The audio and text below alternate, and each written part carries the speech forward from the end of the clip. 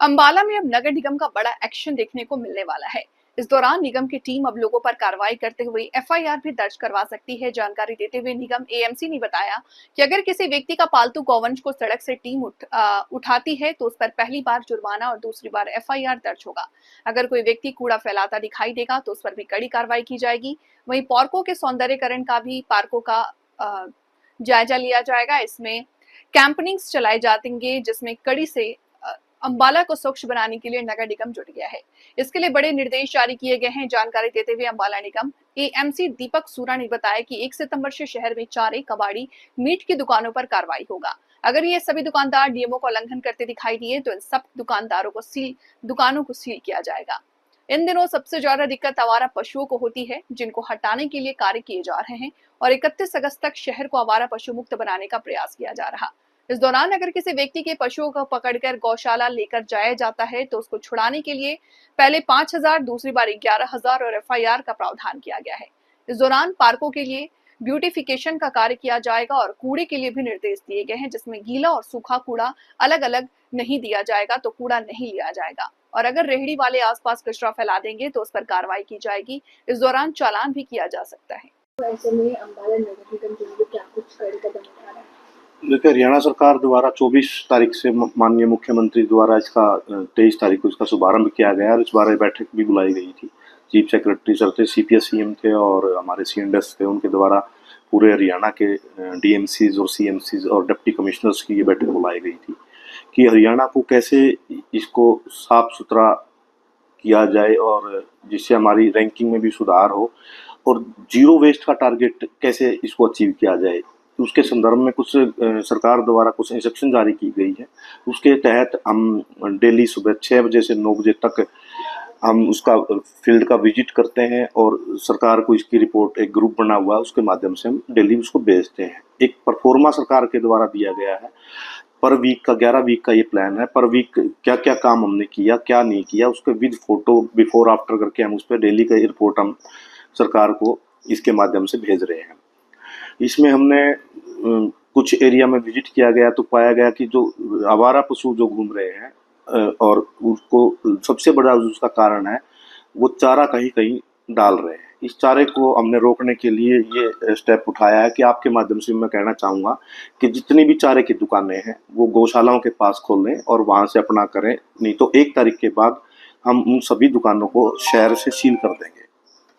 इसके साथ साथ मैं ये भी कहना चाहूँगा जो मीट शॉप्स हैं, ये भी देखने में आया है ड्यूरिंग इंस्पेक्शन कि बहुत सारे लोग बाहर ही मीट को काटते हैं और खुले में इसको बेच रहे हैं।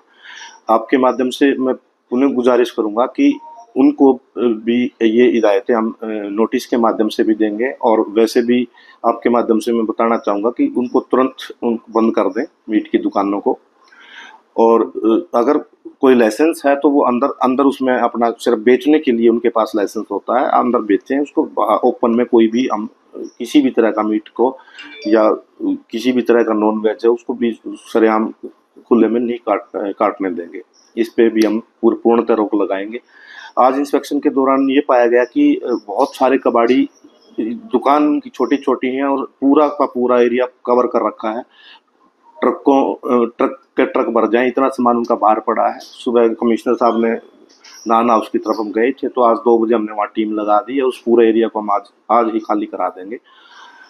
तो नालों की सफाई को लेके है, नालों की सफाई पे भी हम विशेष ध्यान दे रहे हैं। पॉलीथीन की अगर बात करें तो उसके चलान को भी हमने एक्सपीडाइट किया है और बहुत सारी चीज़ें इसमें डिटेल में हम आपको बताते रहेंगे कि हम क्या क्या इसमें कदम उठा रहे हैं।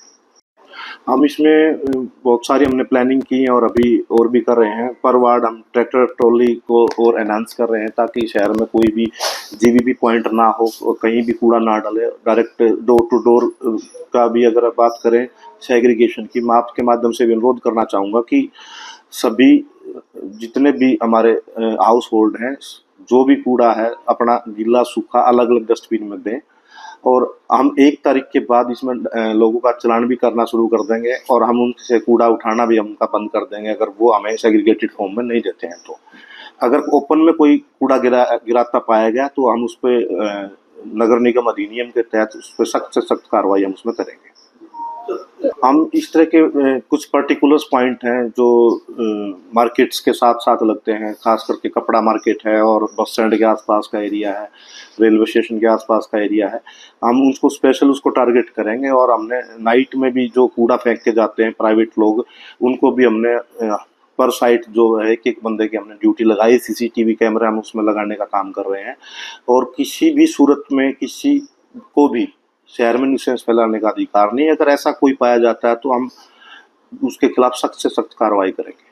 पार्क्स की ब्यूटिफिकेशन का कार्य पार्क्स की ब्यूटिफिकेशन के लिए भी हमने इसमें प्लानिंग की है और टेंडर प्रक्रिया है, और हॉर्टिकल्चर जो वेस्ट है उसके लिए भी हम अलग से ट्रैक्टर ट्रॉली और उसको उठाने के लिए जो लेबर की ज़रूरत है उसका हम इंतज़ाम कर रहे हैं। और बहुत सारे शहर में कुछ दीवारें हम सजावट का भी उसमें हम काम करेंगे, दीवारों पे पेंटिंग करवा के जितना बेस्ट पॉसिबल हो पाएगा हम शहर को सुंदर बनाने में और सरकार के जो दायित्व को उनकी पालना करने में कोई कसर नहीं छोड़ेंगे। सर, कपड़ा मार्केट होगी